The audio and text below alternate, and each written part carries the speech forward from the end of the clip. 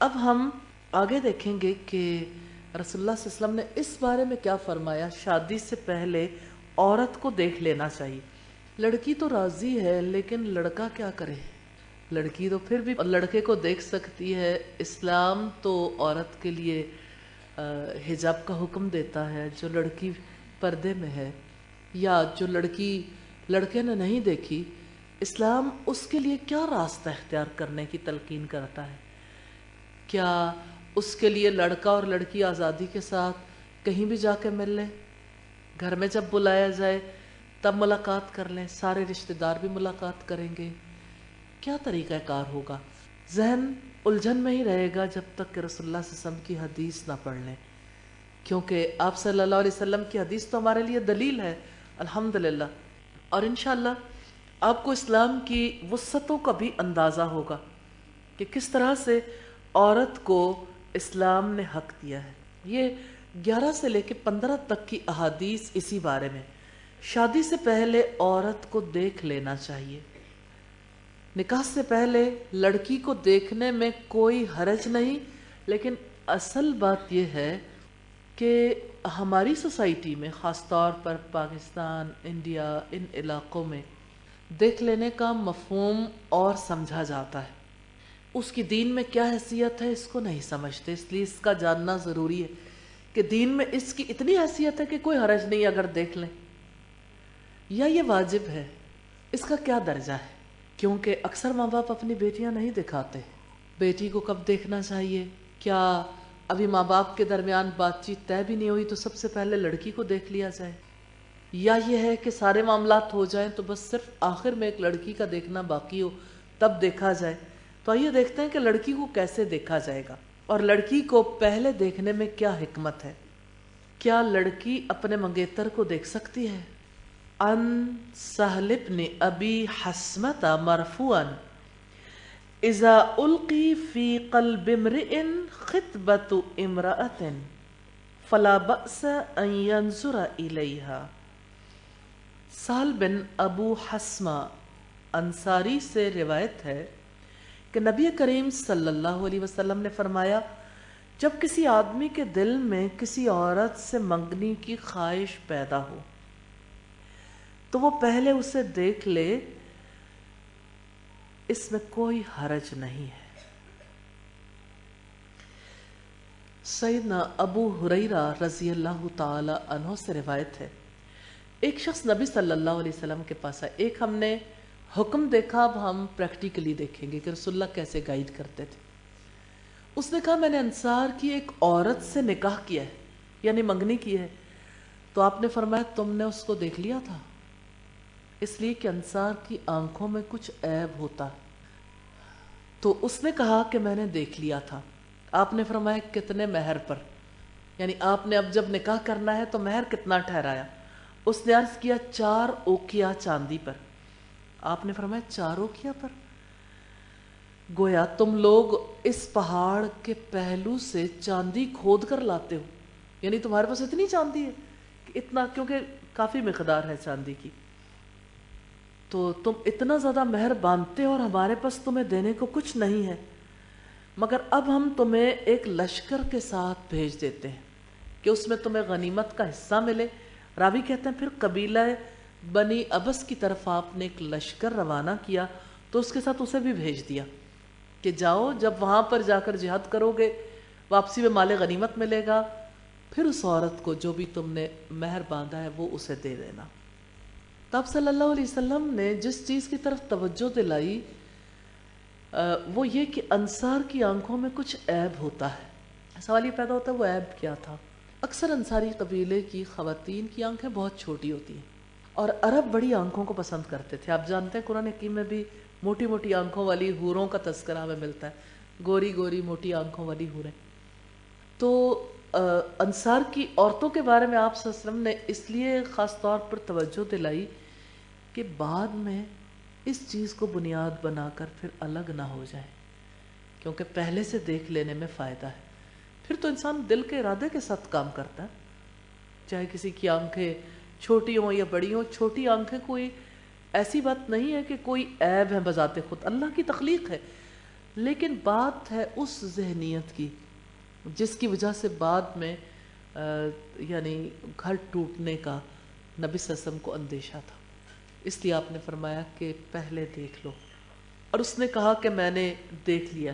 مغیرہ بن شعبہ سے روایت ہے کہ انہوں نے ایک عورت کو نکاح کا پیغام دیا، نبی صلی اللہ علیہ وسلم نے فرمایا تم اس کو دیکھ لو، کیونکہ دیکھنے میں تم دونوں میں الفت پیدا ہونے کی امید ہے۔ یہ ترمذی کی 1087 نمبر روایت ہے۔ پہلی بات یہ تھی کہ انصار کی عورتوں میں کچھ خرابی ہوتی ہے، یعنی کوئی ایسی بات نہ ہو۔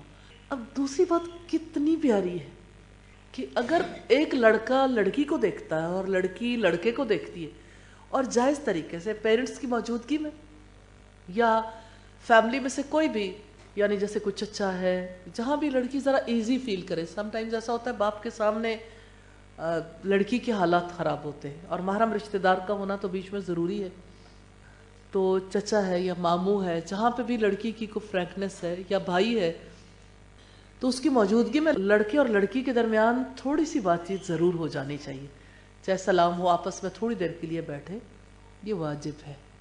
ایسا حکم نہیں ہے دیکھنے کا جو آپشنل ہے، اور رسول اللہ صلی اللہ علیہ وسلم نے اس کی حکمت یہ بتائی ہے کہ اس کی وجہ سے دونوں میں محبت پیدا ہوگی۔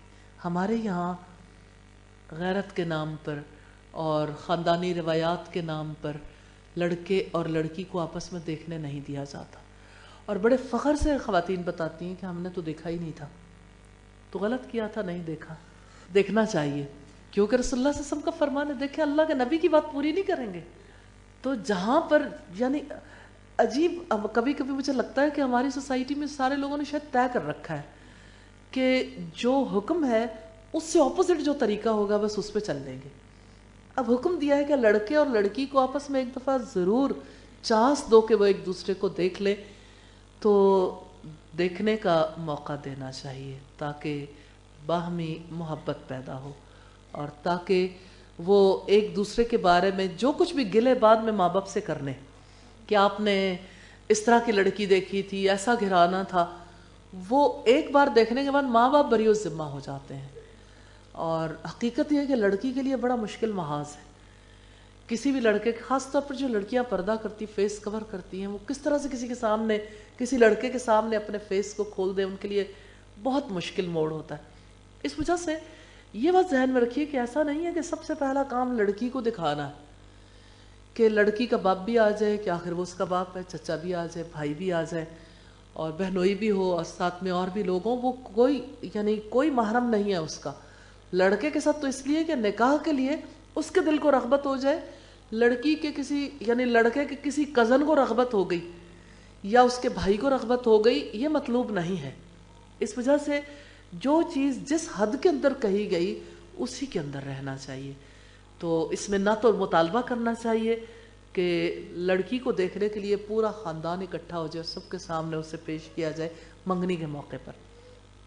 ہاں، خواتین کے درمیان بیٹھے ہوئے خواتین تو دیکھ سکتی ہیں، خواتین کے لیے مشکل نہیں ہے، لیکن لڑکے اور لڑکی کی ملاقات ایک کسی محرم کی موجودگی میں اس طرح سے ضرور ہو جائے جس کی وجہ سے یعنی دونوں ایک دوسرے کو دیکھ بھی لیں، تھوڑی سی بات چیت بھی آپس میں ہو جائے، اور یہ ہے کہ انہیں پتہ بھی لگ جائے کہ آپس میں ہماری کشش ہے یا نہیں۔ حقیقت یہ ہے کہ بالکل چھوٹی سی ملاقات میں بھی ڈیسیژن کرنا آسان ہو جاتا ہے، اور اس کے نتیجے میں الحمدللہ لڑکے بھی بعد میں گلے نہیں کرتے کہ ہمارے لیے کس نوعیت کا فیصلہ کیا تھا اور ہمارے لیے اب گھر بسانا ممکن نہیں، اور یعنی اس حد تک بھی گلے ہوتے ہیں کہ مجھے تو اس کی آواز ہی اچھی نہیں لگتی، اور مجھے تو اس کی فلاں چیز اچھی نہیں لگتی، فلاں نہیں لگتی، وہاں بات بھی ہو جائے گی اور شکل بھی دیکھ لیں گے، اور یہ ہے کہ اس میں لڑکی بہت زیادہ یوں بھی نہیں ہے کہ بہت زیادہ بن سنور کے سامنے آئے گی، چہرہ جو ہے وہ سامنے ہوگا، باقی تو اسی طرح سے باقی بدن کو وہ نمایاں نہیں کرے گی۔ سیدنا محمد بن سلمہ سے روایت ہے، انہوں نے فرمایا میں نے ایک عورت کو نکاح کا پیغام دیا، میں اس کو دیکھنے کے لیے چھپ جایا کرتا تھا، حتیٰ کہ میں نے اسے کھجوروں کے باغ میں دیکھ لیا۔ حاضرین میں سے کسی نے کہا آپ اللہ کے رسول کے صحابی ہو کر بھی ایسا کرتے ہیں، یعنی صحابی ہونے کے باوجود آپ اس کو دیکھنے کے لیے چھپے؟ انہوں نے کہا میں نے رسول اللہ سے سنا ہے جب اللہ تعالیٰ کسی شخص کے دل میں کسی عورت سے نکاح کی خواہش ڈالیں تو اسے دیکھنے میں کوئی حرج نہیں. یہ ابن ماجہ کی روایت ہے. ایک اور حدیث میں ہے، ترمذی کی روایت ہے کہ اس عورت کو دیکھ لو، تم دونوں کے درمیان محبت قائم رکھنے کے لیے یہ زیادہ مناسب ہوگا. اور ابو داؤد کی روایت ہے کہ تم میں سے جب کوئی کسی عورت سے منگنی کا ارادہ کرے تو اپنی منگیتر کو دیکھ لے.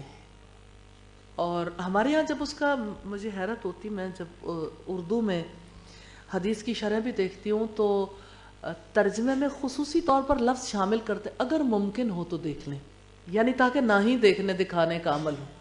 حالانکہ یہ رسول اللہ صلی اللہ علیہ وسلم کا حکم ہے.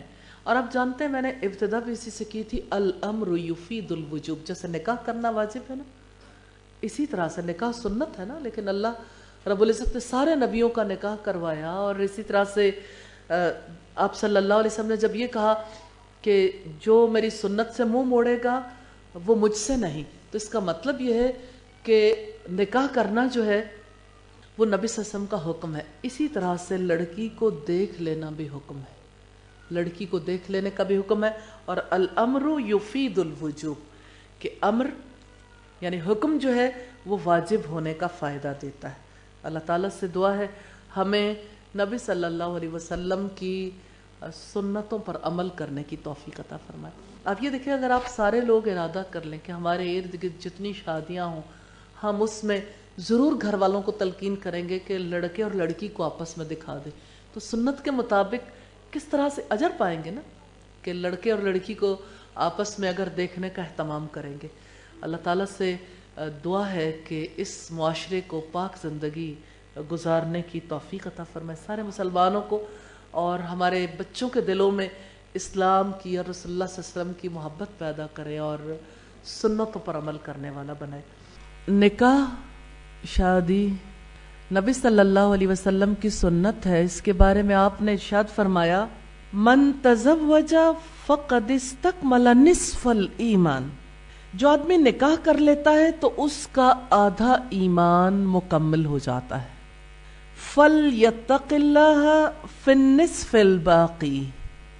اس کو چاہیے کہ باقی ایمان کے بارے میں، یعنی آدھے ایمان کے بارے میں اللہ تعالیٰ سے ڈرتا رہے. حدیث کے حوالے سے ہمیں یہ پتہ چلتا ہے کہ نکاح کی دین میں کیا حیثیت ہے. مرد اور عورت کے باہمی تعلق کو جو جائز قانونی نکاح کے توسط سے قائم ہوتا ہے اسے نصف ایمان قرار دیا گیا. کسی صحابی نے اللہ کے رسول صلی اللہ علیہ وسلم سے پوچھا کہ اللہ کے رسول، ہم اگر اپنی بیویوں سے تعلق قائم کرتے ہیں تو کیا ہمیں اس پر اجر ملے گا؟ تو آپ صلی اللہ علیہ وسلم نے فرمایا کہ اگر تم اسے کسی غیر کے ساتھ معاملہ کرو تو کیا اس پر پکڑ ہوگی؟ یعنی اگر نکاح کے علاوہ کسی اور طرح کا تعلق قائم کیا جائے، اگر اس پر اتنی شدید سزا ہے تو نکاح کے تعلق کو رب کے لیے اختیار کیا ہے نا، تو رب کے لیے جو تعلق اختیار کیا جائے اس کی چاہت، اس کی مرضی کے مطابق، اس کے بنائے ہوئے طریقہ کار کے مطابق، تو اس پر کتنا بڑا اجر ہے کہ جیسے نماز کا عمل ایمانی عمل ہے، جیسے روزہ ایمانی عمل ہے، جیسے زکوٰۃ ایمانی عمل ہے، جیسے حج ارکان اسلام میں سے ہے، ایسے ہی نکاح کو اتنا بڑا درجہ دیا گیا کہ نکاح یا شادی کرنا جو ہے یہ اتنا بڑا عمل ہے کہ گویا کسی نے اپنے نصف ایمان کو مکمل کر لیا. اب باقی نصف کے بارے میں اللہ تعالیٰ سے ڈرتا رہے، کیونکہ اللہ تعالیٰ کے تقوی، اس کے خوف کے بغیر انسان اللہ تعالیٰ کے احکامات کی پابندی کرنے کے قابل نہیں ہوتا. تو الحمدللہ کہ یہ ایسا دین ہے جو دین ہمیں بتاتا ہے کہ باہمی تعلقات کو کس بنیاد پر استوار ہونا چاہیے اور اس کا دین میں کتنا بڑا درجہ ہے. آپ اندازہ کر سکتے ہیں ایک نکاح کا درجہ نصف ایمان ہے. حقیقت یہ ہے کہ انسان کی آدھی زندگی نکاح سے متعلق ہی ہوتی ہے، کیونکہ نکاح کے بعد حقوق و فرائض کے ایک ایسے دروازے میں انسان داخل ہو جاتا ہے کہ ہر ایک چیز انجام دینے پر اجر ہے اور اس کو چھوڑ دینے پر پکڑ ہے. مثال کے طور پر شوہر بیوی کے حقوق ہیں، پھر اولاد کے حقوق ہیں، پھر اسی طرح سے جو ماں باپ اپنے ماں باپ کے حقوق ہیں، لیکن اسی طرح سسرالی جو رشتہ دار ہیں ان کے جو حقوق ہیں، اور جتنے اللہ تعالیٰ نے اس توسط سے، یعنی رشتہ داریوں میں بہت زیادہ اضافہ ہو جاتا ہے، سحر کی رشتہ داری کا ایک بڑا سلسلہ بن جاتا ہے، اور انسان کے لیے اجر کے اور مواقع پیدا ہو جاتے ہیں الحمدللہ۔ اور بڑی بات ہے انسان کی پاکیزگی کی، جیسے وضو سے انسان پاک ہوتا ہے ایسے ہی رشتہ ازدواج سے بھی انسان پاک ہوتا، کیونکہ انسان کی نفسیاتی جذباتی کیفیات ایسی ہوتی ہیں کہ ان کیفیات میں اسے خود پر کنٹرول کرنا مشکل ہو جاتا ہے۔ تو الحمدللہ اللہ رب العزت نے اسے دین کا حصہ بنایا، اور اتنا بڑا حصہ بنایا۔ کبھی آپ یعنی کسی بھی دنیا کے دین میں دیکھنا چاہیں، دنیا میں جتنے مذاہب ہیں، نکاح کو کیا آج کسی اور دین میں ہم اس حیثیت میں دیکھتے ہیں؟ عیسائیت میں رہبانیت کو سب سے بڑا درجہ حاصل تھا نکاح نہ کرنے کو۔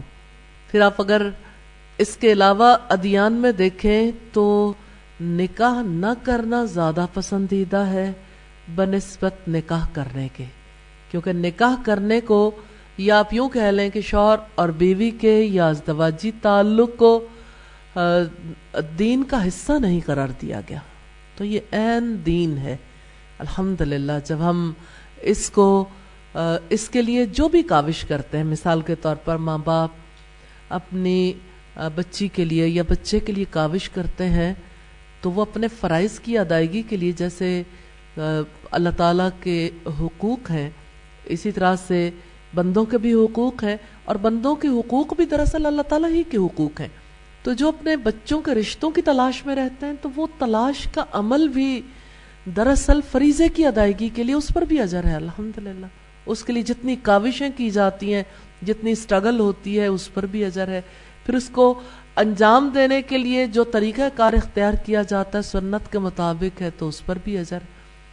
آپ نکاح کے بعد ولیمے کا کھانا کھلاتے ہیں اور کھانا سنت کے مطابق ہے، اس پر بھی اجر ہے۔ تو آپ دیکھیں، آپ کا مال لگے آپ کے لیے تب بھی اجر ہے، آپ ہمتیں کوششیں لگائیں تب بھی اجر ہے، آپ اپنے رشتہ داروں کو بلائیں، خوشیاں سیلیبریٹ کریں تب بھی اجر ہے۔ اور اسلام خوشیاں منانے سے تو نہیں روکتا، بلکہ اگر ہم اپنے دین کے اعتبار سے دیکھیں تو دو چیزوں کا بہت شدت کے ساتھ مطالبہ کیا گیا، ایک صبر کا اور دوسرے شکر کا۔ صبر مصیبت پر ہوتا ہے اور شکر خوشی پر۔ جب کبھی انسان کو کوئی نعمت ملے تو اس کا مطلب یہ ہے کہ یعنی جو زندگی کا آدھا حصہ ہے، یعنی خوشیوں کا حصہ، اس کے لیے انسان ایک مومن جب اللہ کا شکر ادا کرتا ہے تو شکر ادا کرنا اس کو کتنا اجر دیتا ہے۔ نبی صلی اللہ علیہ وسلم نے فرمایا الحمدللہ تملأ المیزان، کہ اللہ کا شکر ادا کرنا زبان سے انسان ادا کرتا ہے نا، ظاہر ہے دل تو ساتھ ہوتا ہے، نعمت کا اعتراف ہوگا تو تبھی انسان صحیح معنوں میں شکر ادا کرنے کے قابل بھی ہوتا ہے۔ تو یہ شکر ادا کرنا اتنا بڑا عمل ہے کہ اس کی وجہ سے میزان بھر جاتا ہے الحمدللہ۔ تو یہ کتنی پیاری زندگی ہے جس کا تصور ہمارا دین ہمیں دیتا ہے الحمدللہ الحمدللہ۔ اور اس پیاری زندگی، اس پیارے طریقہ کار میں سے ایک طریقہ کار نکاح کا ہے۔ میرا جی چاہتا ہے کہ آج کا پروگرام شروع کرنے سے پہلے میں ماؤں سے کہوں جن کی بیٹیاں ہیں یا بیٹے ہیں کہ ہم دور کیوں جائیں۔ کنٹینیوسلی میں جب آج کے دن کی بات کر رہی تھی تو میرے دل میں یہی بات آ رہی تھی کہ آج تو سب سے پہلے یہ بات ہونی چاہیے کہ جو مائیں پریشان ہیں، ہم سب مل کے ایفرٹ کریں، ہم سب اجر پائیں گے انشاءاللہ تعالی، بچوں کے اچھے جوڑ میں لانے کے لیے انشاءاللہ تعالی۔ اور الحمدللہ ابھی یہ جو ہماری لاہور ٹیم ہے وہ اس سلسلے میں آپ کے لیے مددگار بھی ہوگی، کیونکہ انہوں نے ایک کارنر یہاں پہ ترتیب دیا جس میں وہ افراد جو اس سلسلے میں کسی قسم کی ہیلپ چاہتے ہیں تو ایک ہیلپ لائن جس کے توسط سے ایسا سلسلہ ممکن ہو سکتا ہے۔ لیکن آپ کے لیے ایک نادر موقع ہے، اچھا ہے، اس موقع پہ ملاقاتیں بھی ہو سکتی ہیں، ہو سکتا ہے کسی کی بچی اگر موجود ہے تو اس کی مدر بھی ساتھ موجود ہو، تو آپ ایک دل میں ارادہ کریں کہ یا اللہ میری ایسے فرد تک، ایسی بچی تک رہنمائی کروا دے جس کے لیے یعنی جو ہمارے بچے کے حق میں سب سے زیادہ مفید ہو. اور اسی طرح سے جیسے بچی کی ماں جو ہے وہ بھی یہ دعا کر سکتی ہے، اور بچیاں خود بھی اپنے لیے بھی خود دعا ضرور کرنی چاہیے، کیونکہ نصف ایمان ہے. نصف ایمان کی تکمیل کے لیے جو دعا کریں گے اس پر بھی اجر ہے. تو آپ بھی آگے بڑھ کے ضرور اس کے لیے دعا کریں کہ اللہ تعالیٰ کوئی اچھی رہنمائی فرما دے. تو الحمدللہ ایک تو ہم الزواج کے حوالے سے نبی صلی اللہ علیہ وسلم کی احادیث کو بھی سیکھیں گے انشاءاللہ، لیکن اس کے ساتھ ساتھ جب ہم سٹرگل کریں گے اپنی مسلمان بچیوں کے لیے، بچوں کے لیے، تو انشاءاللہ اس پر بھی اجر پائیں گے انشاءاللہ تعالی.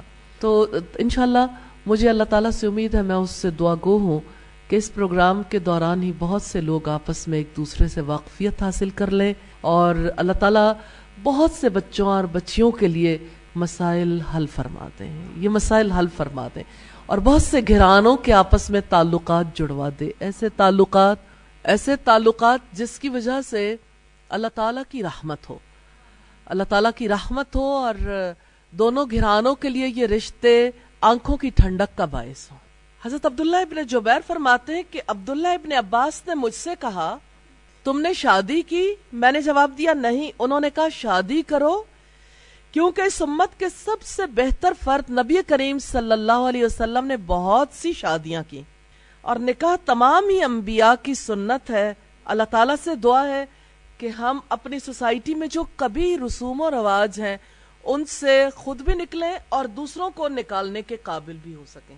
جن کبھی رسوم و رواج میں سے ایک چیز جو سب نے مل کر اپنا لی وہ یہ ہے کہ شادیاں لیٹ کی جائیں، لیٹ شادیاں.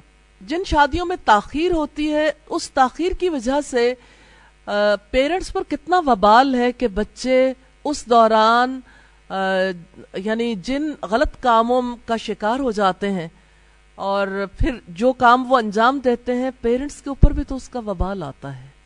اس وجہ سے شادیوں میں تاخیر نہیں کرنی چاہیے.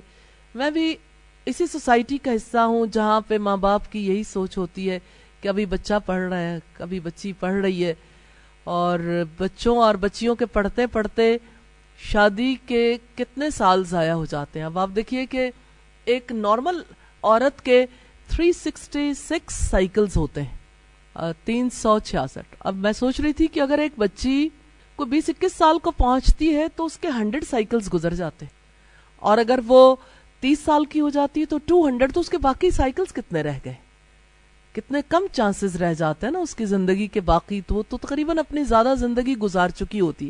یہ ایک ایوریج اندازہ ہے کہ اتنے 100 سے زیادہ سائیکلز جو ہے وہ ایک بچی کے گزر چکے ہوتے ہیں 20 سال تک.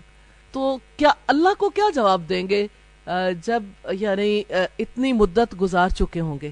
تو میں یہ بات کر رہی تھی کہ اتنے سائیکلز گزر جائیں تو ہر سائیکل پر کیا اپنے رب کو جواب نہیں دینا، کہ اپنے اس اعتبار سے نہیں سوچنا چاہیے کہ اس کے ایجوکیشن کے کتنے سال رہتے ہیں.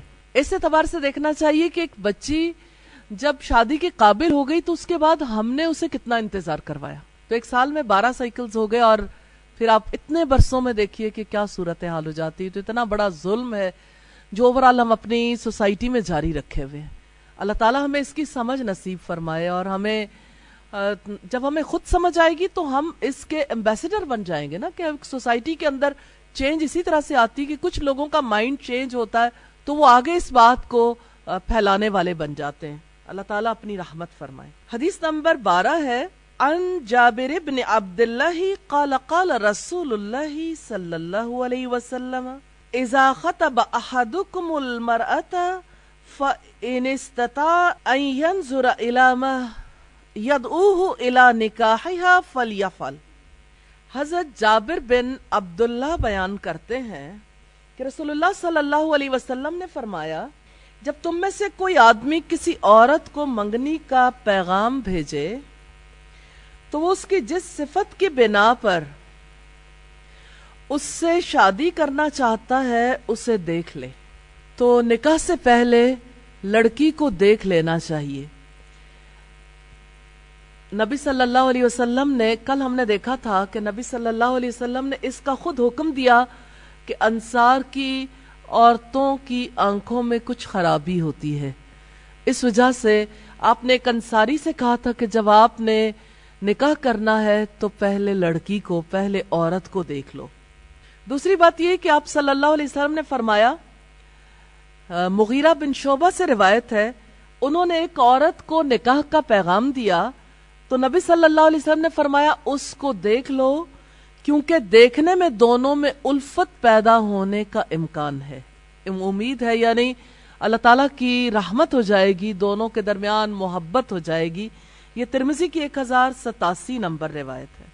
سیدنا سابق رحمہ اللہ فرماتے ہیں، دیکھنے کا حکم صرف مردوں تک محدود نہیں، عورت کے حق میں بھی یہ اسی طرح سے ثابت ہے، اس لیے اسے بھی اپنے منگیتر کو ایک نظر دیکھ لینا چاہیے۔ اور سیدنا عمر رضی اللہ تعالی عنہ نے فرمایا، اپنی بیٹیوں کی شادی بدصورت مرد سے مت کرو، کیونکہ عورتوں کو بھی مردوں سے وہ کچھ اچھا لگتا ہے جو کچھ مردوں کو عورتوں سے اچھا لگتا ہے۔ مراد یہ ہے کہ اگر آپ رشتہ نکاح کرنا چاہتے ہیں تو دیکھ بھال کے، تاکہ آپس میں جی لگے اور اس رشتے کے ٹوٹنے کے امکانات کم سے کم ہو جائیں، محدود ہو جائیں یا امکانات نہ رہیں، یعنی اپنے تئیں کوشش کرنی چاہیے کہ یہ رشتہ باعث محبت ہو۔ حدیث نمبر 13 ہے، ان ابی حمید قال قال رسول اللہ صلی اللہ علیہ وسلم اذا خطب احدکم امرأة فلا جناح علیہ ان ينظر الیہا اذا كان انما ينظر الیہا لخطبته وان كانت لا تعلم۔ حضرت ابو حمید رضی اللہ تعالی عنہ سے روایت ہے، رسول اللہ صلی اللہ علیہ وسلم نے فرمایا، جب کوئی آدمی کسی کو منگنی کا پیغام بھیجے تو اسے دیکھ لینے میں کوئی حرج نہیں، اگرچہ اس عورت کو علم نہ ہو، لیکن شرط یہ ہے کہ وہ منگنی کی وجہ سے دیکھ رہا ہو۔ ابھی کل کے دن کسی نے سوال کیا، جب پروگرام ختم ہوا تو کسی نے سوال کیا کہ کیا بچی کو ہر صورت میں دکھایا جائے گا کہ اگرچہ کوئی محض یعنی کہ اپنی کسی خواہش کی وجہ سے کوئی دیکھنا چاہے؟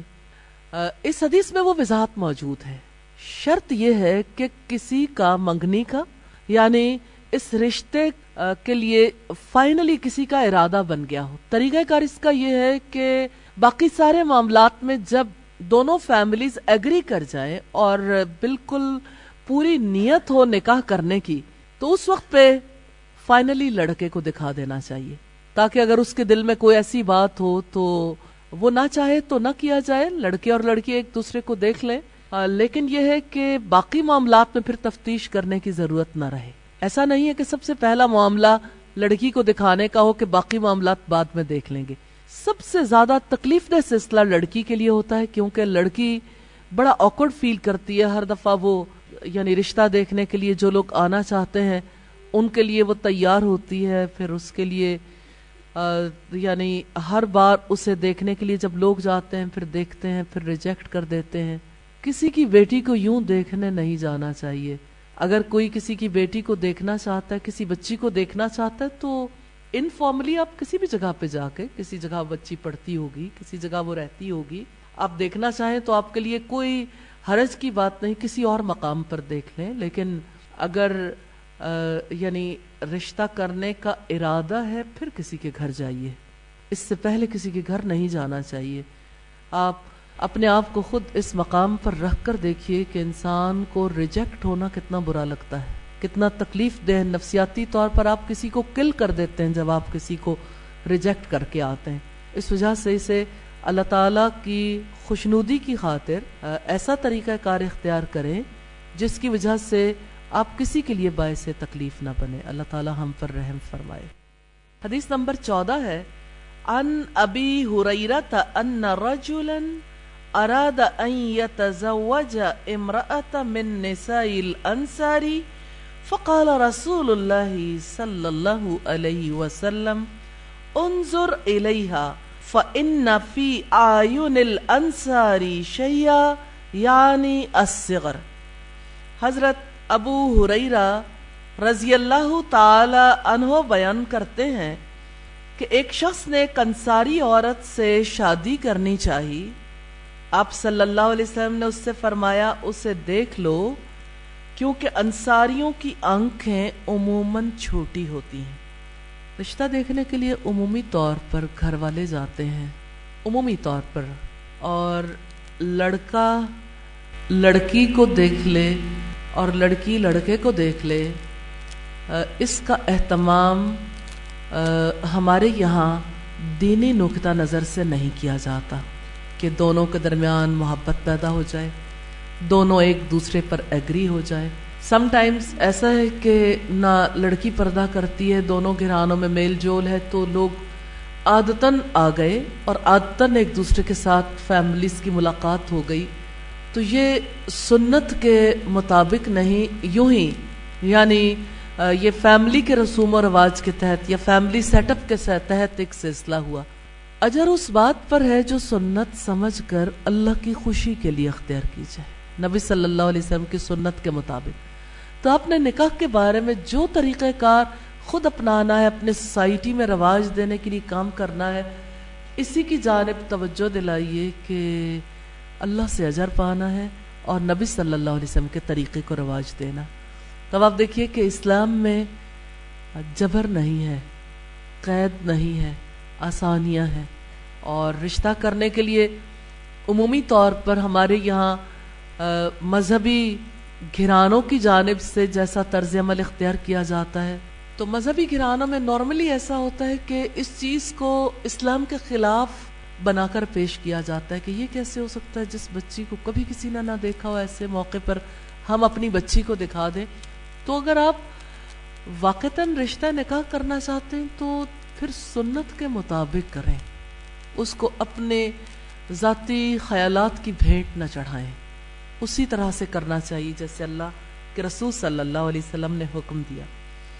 اور یہاں پر انصاریوں کی آنکھیں چھوٹی ہوتی ہیں, یعنی چھوٹی آنکھوں سے بھی کسی کو محبت ہو سکتی ہے, لیکن کچھ لوگوں کی نظروں میں بڑی آنکھ جو ہے وہی دراصل حسن کا معیار ہے. تو ایسے لوگ پھر بعد میں صرف آنکھوں کی وجہ سے ہی ساری زندگی جلتے رہتے ہیں. تو بہتر یہ ہے کہ پہلے ہی فیصلہ کر لیں, اگر پہلے سے فیصلہ ہو جائے گا تو بعد میں مشقت نہیں ہوگی. حدیث نمبر 15 ہے, عن المغیرۃ بن شعبۃ انہ خطب امرأۃ فقال النبی صلی اللہ علیہ وسلم انظر